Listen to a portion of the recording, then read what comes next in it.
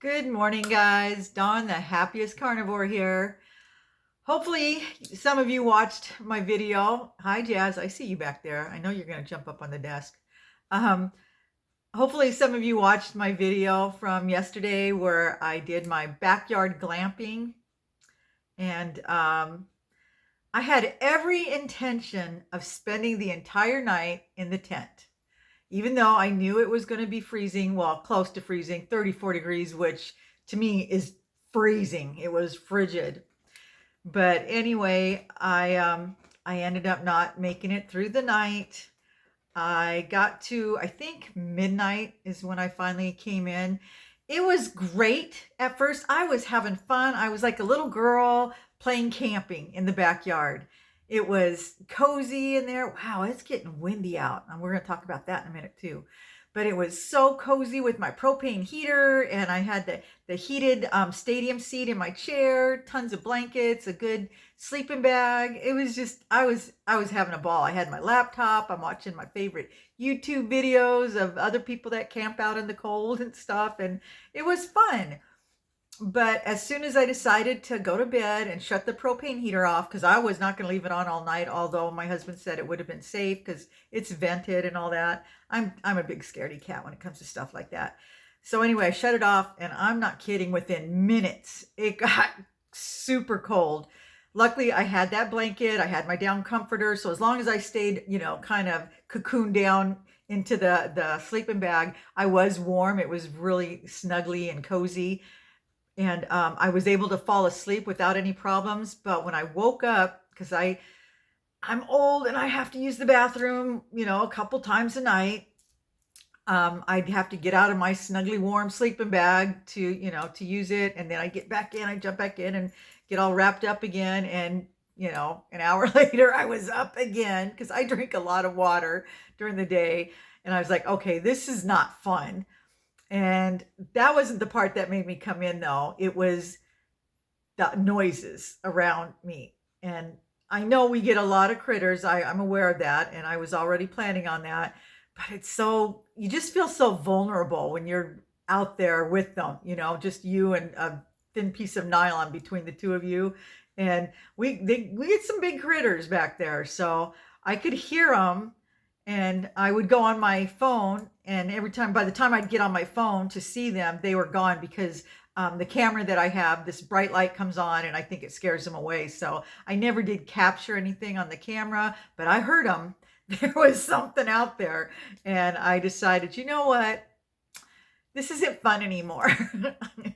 And that's always been my motto. When it's not fun, when it stops being fun, I'm done. So I thought, okay, I'm going to go back in the house.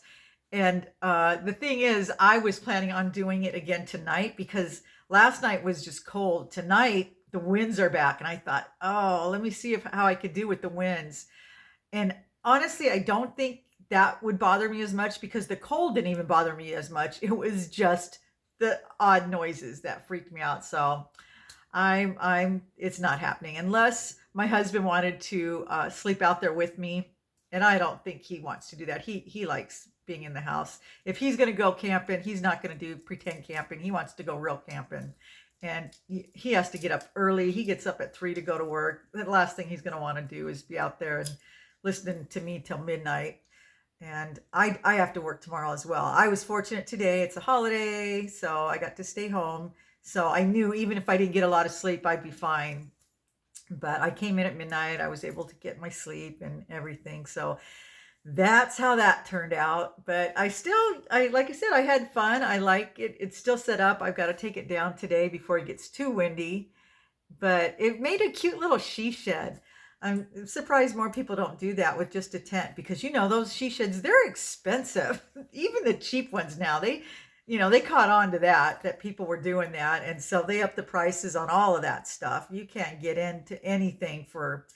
We looked at one. My daughter-in-law, she had to get one because she works from home, so she had to have a little office set up. And by the time you have to roof it and put windows and doors, and it doesn't matter how small it is, you still need all the stuff. You end up spending $7,000 to $10,000, and that's just very basic. And they did a lot of the work themselves. So, and I know that's still cheap. It's better than just like an ADU, because I looked into those too because I saw all those gimmicks. Get 40,000 back from the government once you do this. Yeah, and you have to do everything with all these contractors and all the, it was still the cheapest one was still going to be over 100 grand, and I thought, no, not going to do that. So, but we've always thought about putting something back there, but I don't know. I've seen people put like trailers and they use that, but if your neighbors don't like it or they don't like you, they can call it in and you can get in trouble for that. And where we are, we're in that type of neighborhood where, yeah, somebody would call in. We used to have a trailer for camping, and we don't even have an HOA here, but I guess there's rules, and you can't park a trailer in your driveway. It has to fit inside your garage.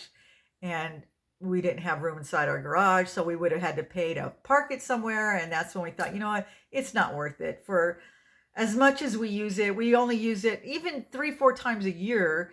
All the maintenance and the fees and all that stuff, and then to pay to park it, it just wasn't worth it to us anymore. So that's why we're tent campers, and either that or stay in a hotel. But anyway, enough about that. The tent's coming down today. I'm going to work on that after this. As far as the 30-day no buy challenge, I'm on day 4. Let's see, I talked about doing it Friday. This is Monday. Well, okay, actually 3, but it's going okay. I know it's only been 3 days, but it's still, we had to go do our regular grocery shopping Saturday. And even there, it's hard. I mean, because you're allowed to buy food, you got to eat. But they have other stuff besides food in the grocery store, right? And I'm an impulse buyer, so I'm picking up stuff. And then I'm like, what? No, not this month. Put it back. So, I was good. I was careful. I didn't buy anything that my husband just bought groceries. So I did good on that. And I just haven't been leaving the house really, because I know if I leave, I'm going to end up spending money. So the only time I'm going to leave for work is to go to, or leave the house is to go to work, is to make money instead of spending money. So I'll report back on how that's going. What else have I got to talk about?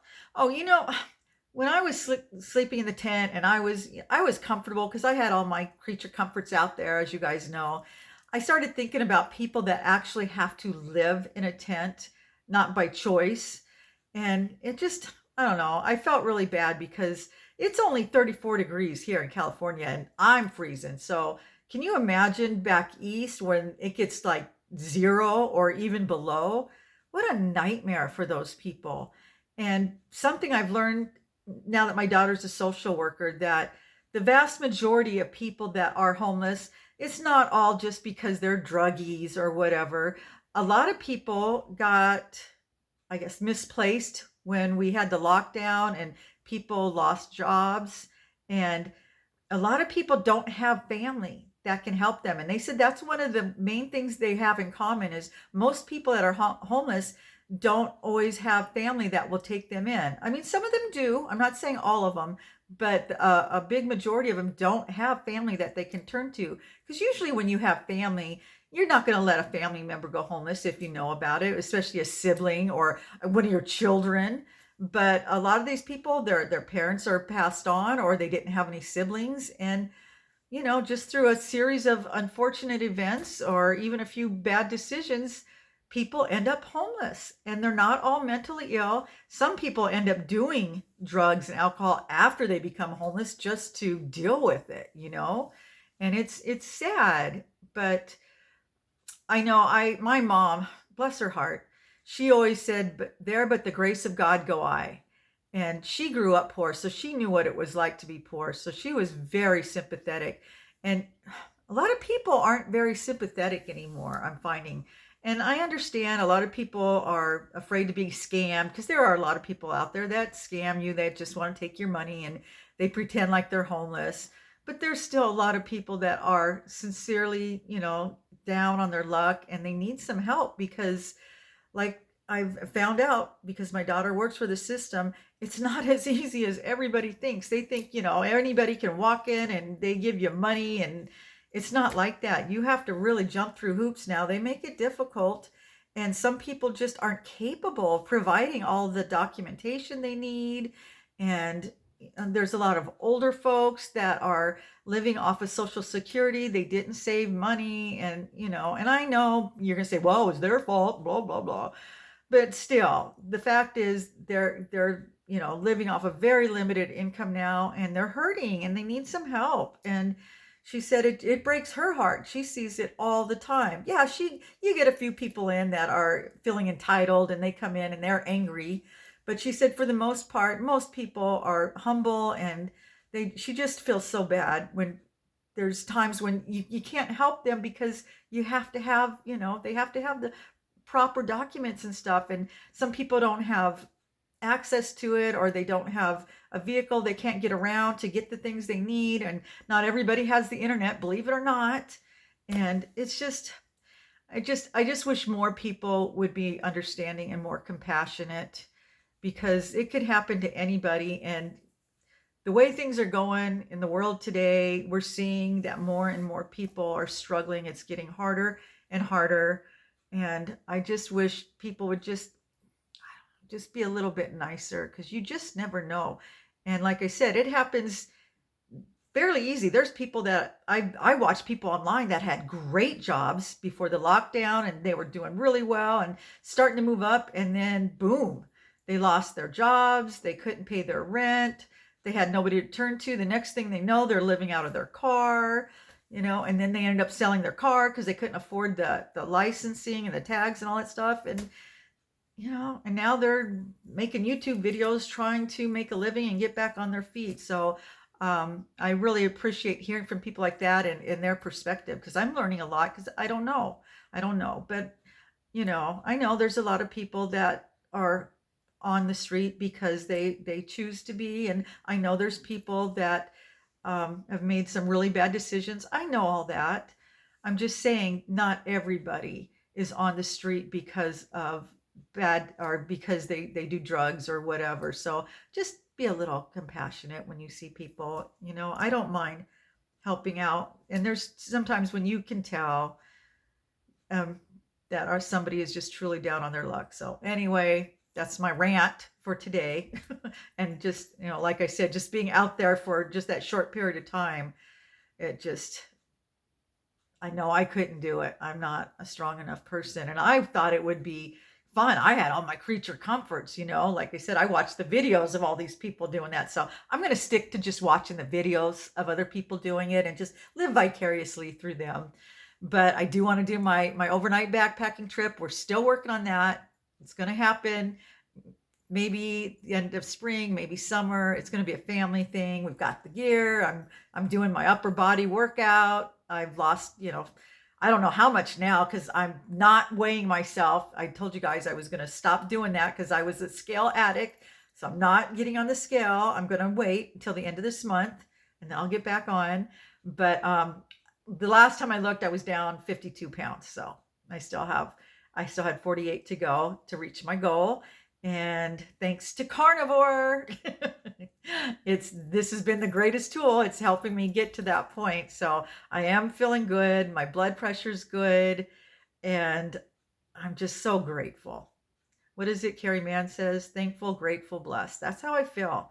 I've just been very fortunate, because my life 2 years ago, I would not be saying this. 2 years ago, I would be laying in bed, just like half dead, just waiting for the decline, because I had nothing. I had no hope. I had tried everything, I thought, even surgery to lose weight and to get better, and absolutely nothing worked until I found carnivore. And carnivore has been my magic pill. It has literally been my magic pill. And I was always looking for something.